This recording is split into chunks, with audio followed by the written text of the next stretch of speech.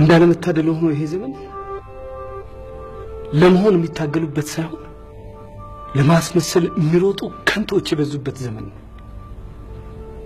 ጊዜው ደግሞ ሼክስፒር እንዳለው መሆን ወይም አለመሆን የሚጠይቅ ጊዜ ነው። ሆኖ መገኘት በጣም ከባድ ነው። ትልቅ መስዋዕትነትን ይጠይቃል። ለዓላማሽ በጽናት መሮጥ፣ መታገል፣ ወደፊት መሄድ ማድረግ ብቻ። በጽናት መቆፈር፣ መደልደል ይሄ ሁሉ ነው መሆን ማለት። ይሄን ሁሉ ግድ ይላል። እናም ህልምሽ ላይ የደረስሽ ሲመስልሽ ሌላ ህልም እየፈጠርሽ ወደፊት መግፋት፣ እንቅፋት ሲመታሽ ፈጥነሽ መነሳት፣ ለስኬት መሮጥ ማለት ነው መሆን ማለት። ከዛ እንደ ኃይሌና እንደ ደራርቱ፣ እንደ ቀነኒሳና እንደ ገንዘቤ ዲባባ አሊያም እንደ ቴዲ አፍሮ በስኬት ላይ ስኬት፣ በድል ላይ ድል መደረብ።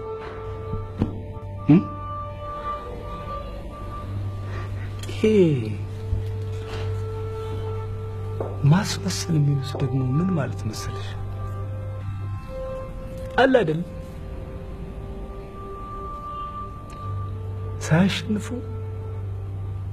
አሸናፊነትን ማስለፍለፍ፣ ከበሮ ማስደለቅ፣ ሚዲያ ማስጮህ፣ ይሄ ነው ማስመሰል። ቆይ አንድ ቦክሰኛ ከዳኛ ጋር ተመሳጥሮ በዳኛ እርዳታ ቢያሸንፍ አሸነፈ ሊባል ይችላል?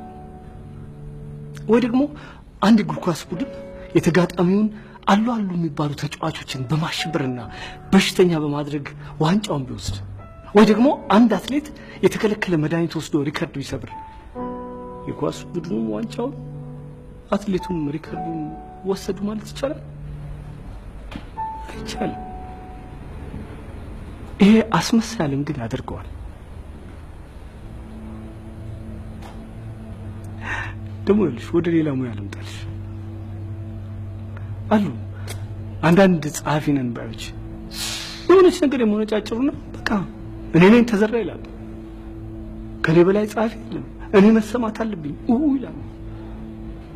ይኸው ደግሞ አሁን በየሬዲዮ በየቴሌቪዥኑ የሰለችን ነገር በዘመዶቻቸው ወይ ደግሞ በራሳቸው ስም የሽልማት ድርጅት ይከፍቱና ራሳቸውን ሸልመው የዓመቱ ምርጥ ምናምን ነኝ በቃ አስመስ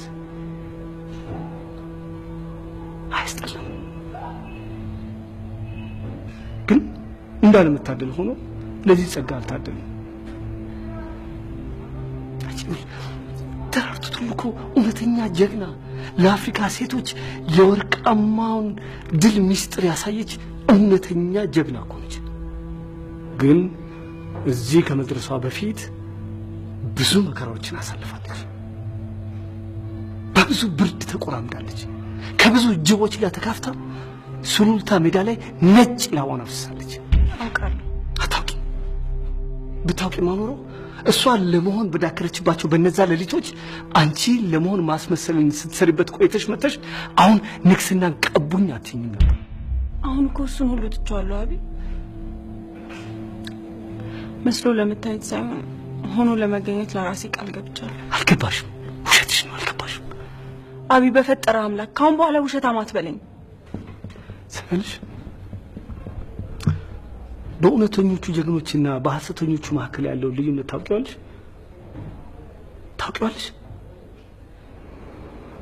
ይኸውልሽ ሐሰተኞቹ ምን በሌለበት አሸናፊ ነን በማለት ከበሮ ያስደልቃል። ሚዲያውን ሲያጮህ ይከርማል።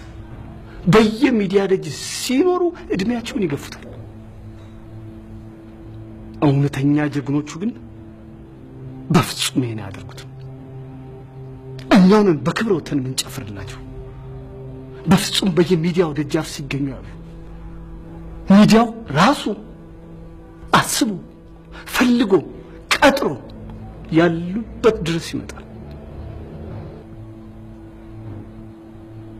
ግን ማጋል ይሄ ያስመሳያልም ህዝቡም ሚዲያውም ለአስመሳዮች ነው የሚለፍፉ። ኃይሌ ገብረስላሴ እኮ ውድድር በጀመረባቸው ሰሞኖች ላይ ሜርሴዲስ መኪና ተሸልሞ ነበር። ግን እውነተኛ ብቃቴን ሳላረጋግጥ አልነዳውም ብሎ መኪናውን ሸራ አልብሶ አስቀመጠው። ከዛም ለሀገሩ ክብር ለራሱን ጀግንነቱን ካረጋገጠ በኋላ በክብር የሀገሩ ጎዳና ላይ መኪናውን በኩራት ነው የነዳው። አየሽ መሆን ማለት ይሄ ነው። እሺ አባቴን ድግሱን ማስተው በጣም ከባድ ነው። ውሳኔሽ ከልብሽ ከሆነ በፍጹም አይከብድሽም።